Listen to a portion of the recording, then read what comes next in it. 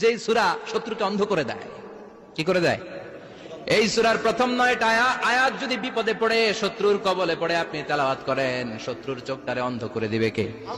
বিশ্বনবী মক্কা থেকে যখন মদিনায় যায়, হিজরতের সময় বিশ্বনবী সূরা ইয়াসিনের প্রথম 9টা আয়াত তেলাওয়াত করলেন। তেলাওয়াত করে আল্লাহর নাম নিয়ে ঘর থেকে বের হলেন। আশেপাশে কাফেররা ঘুরে কিন্তু বিশ্বনবীরে দেখে না। সবাই খালি এরকম এরকম করে, ডানে বায়ে হাতায় বিশ্বনবীর সামনে দিয়ে যায়, কিন্তু কাফেরদের চোখ অন্ধ করে দিয়েছে কে? এজন্য কোরআন তেলাওয়াত করলে কাফেরদের চোখকে অন্ধ বানায় দেয় কে? এজন্য সূরার একটা নাম হচ্ছে সূরাতুল মুআম্মা। কি নাম? অন্ধ করে দেয়। তাফসিরে কুরতুবীর মুসান্নিফ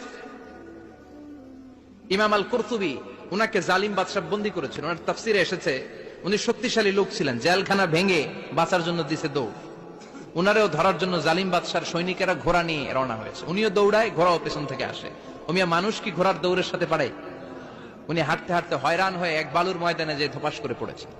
ওরাও ঘোড়া দিয়ে এসে নেমেছে, কিন্তু আজীব তামাশা, উনি বালুতে ধপাস করে পড়েই সূরা ইয়াসিনের প্রথম 9 আয়াত তেলাওয়াত করতে শুরু করেছেন।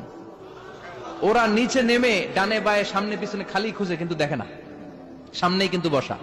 ওদের চোখটা অন্ধ করে দিছে কে? বিশ্বাস হয়? ঈমান হয়? এজন্য বিপদে পড়লে সূরা ইয়াসিনের প্রথম 9 আয়াত পড়তে রাজি আছেন? আল্লাহ তুমি তৌফিক দাও।